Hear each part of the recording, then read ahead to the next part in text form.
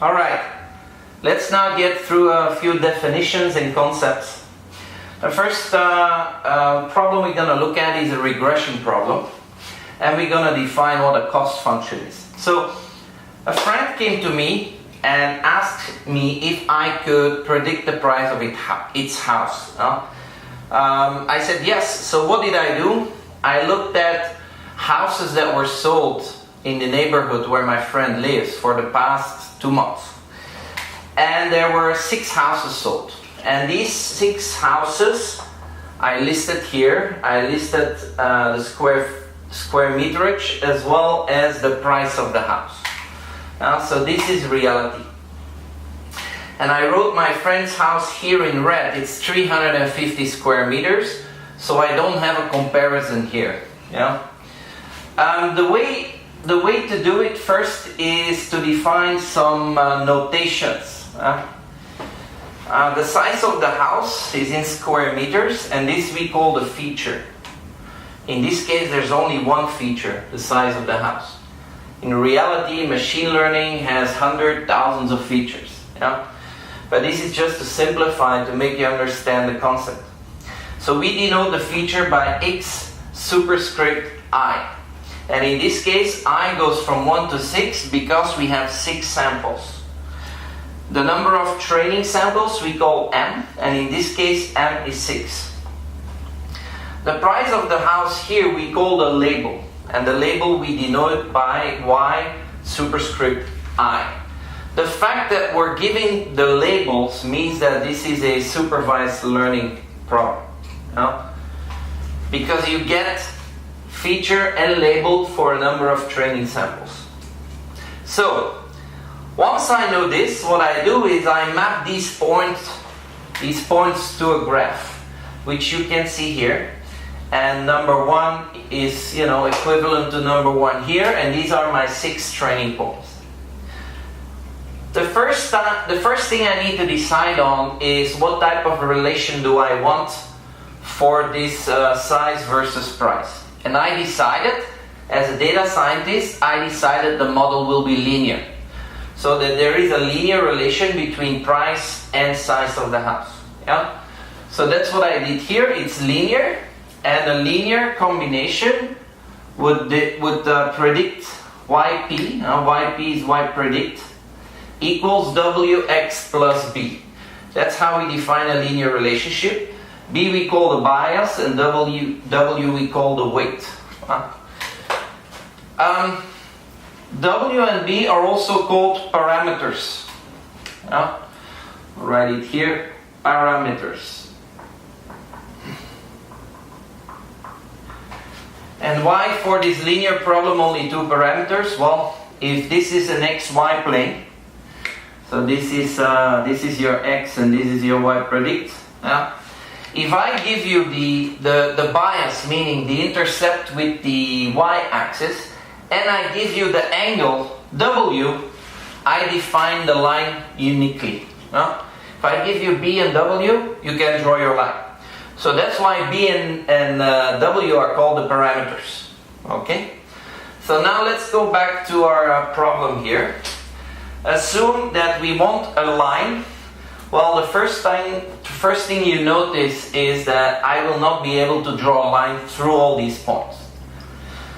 And I can take infinite amount of lines. I can put a line here like this, but obviously you see intuitively that it's not the right line. A line like this, not the right line. Like this, also not. So intuitively, you see that the best line through these points is something like the red here.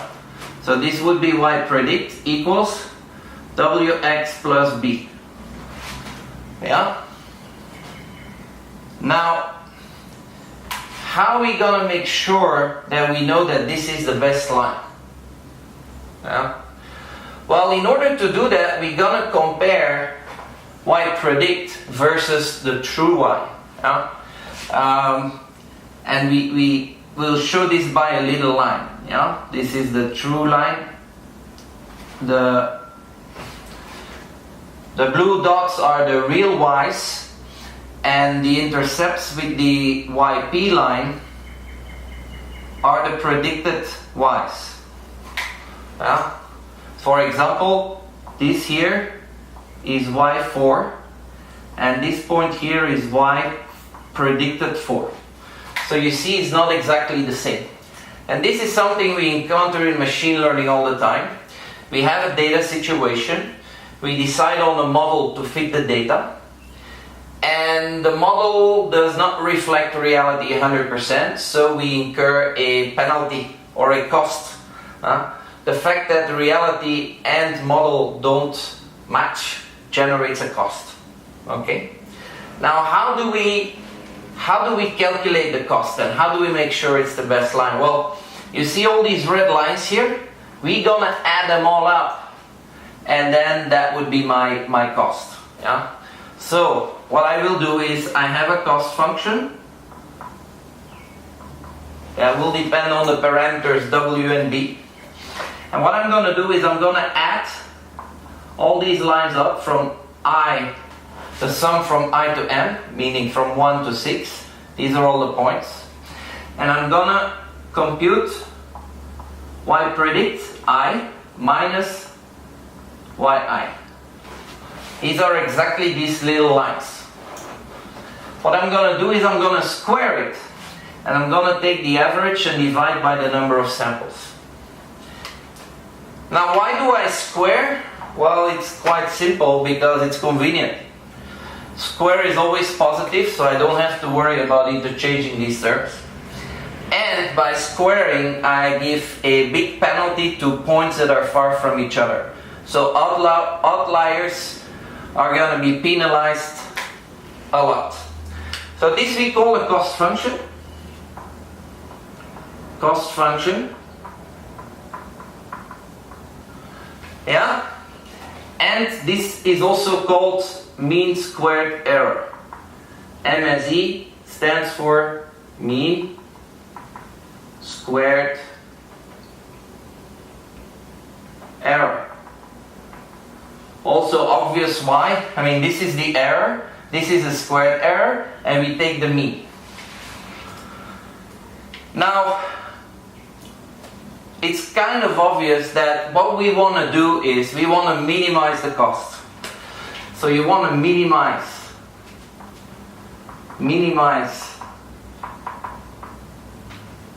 the cost function.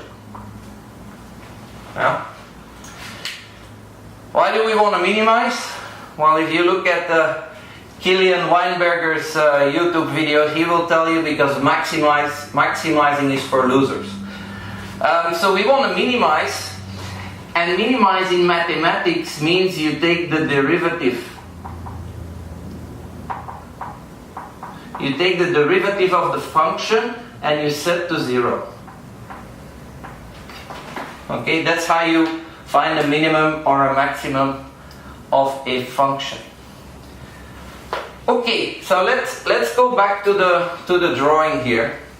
So training, we will start with a W0 and a B0. We initialize this here, and the computer will look at all possible lines and will calculate the cost, and it will actually converge or take the line that gives the lowest cost. So it will select W and B so that the cost function is the lowest. Okay? So once you have trained the model and you have h of xi equals y predict I, h of x is called a hypothesis. It's actually your model. Your model operates on x and gives you prediction y. Yeah? You can easily do this in Excel and find out that y predict equals 3.3x minus 182. Yeah? And when you fill in the 350 square meter house of my friend, your prediction will be 963 or 67.